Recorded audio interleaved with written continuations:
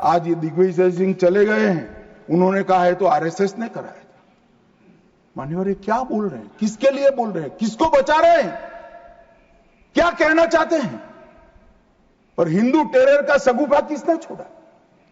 मैं आज दुनिया के सामने, देश की जनता के सामने गर्व से कहता हूं कि हिंदू कभी टेररिस्ट नहीं हो सकता। हम कभी टेररिस्ट नहीं हो सकते। क्या कहना चाहते हैं? फर्जी टाइप के केस बनाए, एक भी केस अदालत में नहीं टिका। देशभक्त संगठनों पर आरोप लगाए आपने, सिर्फ आपकी छिछोरी राजनीति के लिए, क्षुल्लक फायदे के लिए। और फिर क्या कर लिया? फिर भी हार गए। पहले तो वो सोचते थे कि कुछ ही नहीं होगा, हो गया तो ये क्यों नहीं हुआ। मैं कांग्रेस पार्टी को कहना चाहता हूं, पाक ऑक्यूपाई कश्मीर आपने दिया था, मगर लेने का काम भारतीय जनता पार्टी की सरकार ही करेगी। और कोई सभी आतंकवादी हमलों में सबसे सटीक, सख्त और त्वरित जवाब माननीय प्रधानमंत्री के नेतृत्व में भारत के सुरक्षा बलों ने दिया। ये हमला, कल्पना कर लीजिए, कांग्रेस के राज में हुआ होता तो क्या होता। अभी तो भाजपा सरकार है, एनडीए सरकार है, मोदी जी प्रधानमंत्री है, तीनों ने क्लीन चिट देने में 100 दिन लगा दिए। अगर कांग्रेस की सरकार होती तो पाकिस्तान को तुरंत क्लीन चिट मिल जाएगा। रक्षा मंत्रालय की जगह विदेश मंत्रालय काम करता। रातों रात जेरॉक्स मशीनों पर डोजियर तैयार होते, डोजियर वहां भेजते थे और फिर चर्चा करते शर्म अल शेख में, और कुछ नहीं करते साहब। और ये हमें सवाल पूछ रहे, कोई अधिकार नहीं है कांग्रेस पार्टी को, भारतीय जनता पार्टी को आतंकवाद के बारे में सवाल पूछने का। मान्यवर, इस देश के अंदर आतंकवाद फैला, पनपा, बढ़ा, तो इसका एकमात्र कारण कांग्रेस की सरकारों की लचर और तुष्टीकरण से युक्त वोट बैंक की राजनीति रही है।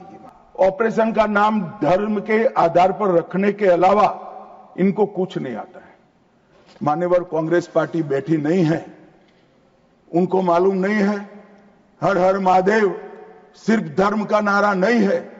शिवाजी महाराज ने जो मुगलों के खिलाफ लड़ाई लड़ी, स्वतंत्रता की लड़ाई लड़ी, और शिवाजी महाराज की सेना का युद्ध घोष था हर हर महादेव।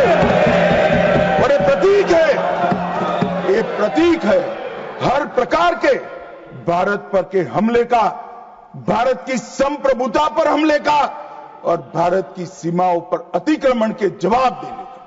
और मैं आज यहां से चौहान साहब को भी कहना चाहता हूं कि आप क्या नाम रखना चाहते थे, क्या नाम रखना चाहते, उसका जवाब दीजिए।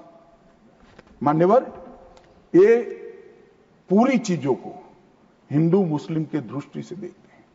चौहान साहब का थ्योरी देखे तो आज हमारी सेना के कई सारे हमारी सेना के डिवीजनों का जो नारा है, युद्ध घोष है, कहीं प्रभु रामचंद्र की जय, कहीं जोश बोले सो निहाल सत श्री अकाल है, कहीं जाट बलवान जय भगवान है, क्या सियावर रामचंद्र की जय है, कहीं पर काली माता की जय है। ये सारे उद्घोष आप नहीं स्वीकारते हो, ये भाजपा ने रखे हुए नहीं है। मान्यवर, ये हमारी सेना के जवानों से मन से निकलने वाला ये युद्धघोष, इसको हिंदू मुस्लिम के दृष्टि से नहीं देखना चाहिए। मुंबई अटैक के बाद शर्म अल शेख सम्मेलन हुआ, जिसको पूरी दुनिया की डिप्लोमेसी में बलूचिस्तान ब्लंडर के नाम से जानते हैं। उसमें प्रस्ताव किया कि दोनों देश आतंकवाद के शिकार हैं।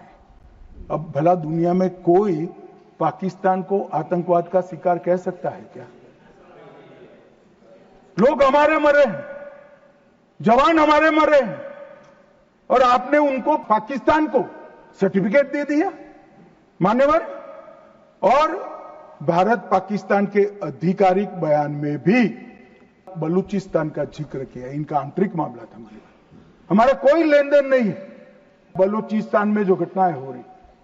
मनमोहन सिंह स्वीकार कर आए और उसके बाद में उन्होंने कहा कि टेरर की घटना और वार्ता उसके बीच में कोई रिलेशनशिप नहीं। भगवान भला करे, देश की जनता का नरेंद्र मोदी को प्रधानमंत्री बनाया, वो चीज को नरेंद्र मोदी ने समाप्त कर दी। जब तक टेररिज्म नहीं रुकता है वार्ता नहीं हो सकती। आज ये मारे गए 2 दिन पहले, अब बैठे नहीं है, चिदंबरम साहब को बैठना चाहिए था।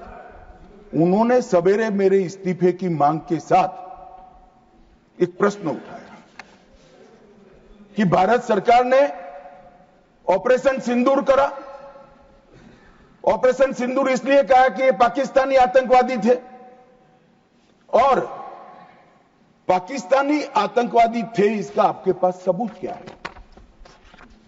वो पूरी दुनिया में ऑपरेशन सिंदूर के जस्टिफिकेशन को चैलेंज कर रहे थे।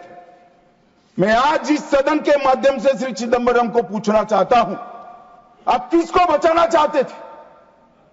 पाकिस्तान को, लश्कर तैयबा को, ये आतंकवादियों को? अरे शर्म नहीं आती मान्यवर? और देखिए महादेव करता है तो क्या करता है।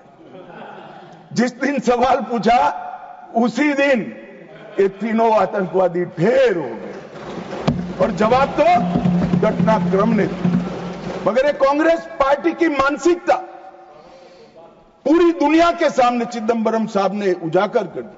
हमारी वोट बैंक के लिए हम पाकिस्तान का समर्थन करते हुए भी नहीं डरेंगे।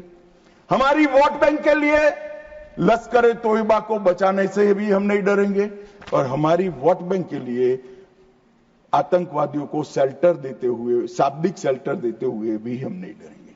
मान्यवर, ये कांग्रेस की मानसिकता है। चीन के बारे में राजीव गांधी फाउंडेशन, जिसकी चेयरपर्सन उनकी माताजी थी, उससे एमओयू किया, चीन से पैसा लिया। हमने एफसीआरए का लाइसेंस यही बिना पर कानूनी तरीके से राजीव गांधी फाउंडेशन का एफसीआरए का लाइसेंस कैंसिल कर दिया। क्या राहुल गांधी देश की जनता को एक प्रेस कॉन्फ्रेंस कर बता सकते हैं कि चीन के साथ क्या एमओयू हुआ था? मान्यवर, हम जब हमारे सेनानी चीन की सेना के आंखों में आंख डालकर डोकलाम में सीना चौड़ा कर खड़े थे, तब ये चीन के राजदूत के साथ गुपचुप मीटिंग स्वयं राहुल गांधी करते। ये तो पीढ़ियों से चीन प्रेम चला रहा है। हिंदी चीनी भाई भाई से शुरू हुआ, सोनिया गांधी के राजीव गांधी फाउंडेशन से गुजरता हुआ चीन के राजदूत की मीटिंग तक आया। मान्यवर, और ये हमें कह रहे हैं कि आपने चीन का नाम नहीं दिया। अरे भाई, जब देना है तब देंगे। और हमारे विदेश मंत्री ने बहुत मजबूती के साथ इसका जवाब दिया। हर चीज प्रधानमंत्री को बोलने की जरूरत नहीं है, मगर आप देश की जनता को बताओ जरा, क्या एमओयू हुआ था? कितना पैसा लिया गया? चीन के राजदूत के साथ युद्ध की स्थिति में कैसे बात कर सकते हो? और आप प्रतिपक्ष के नेता हो,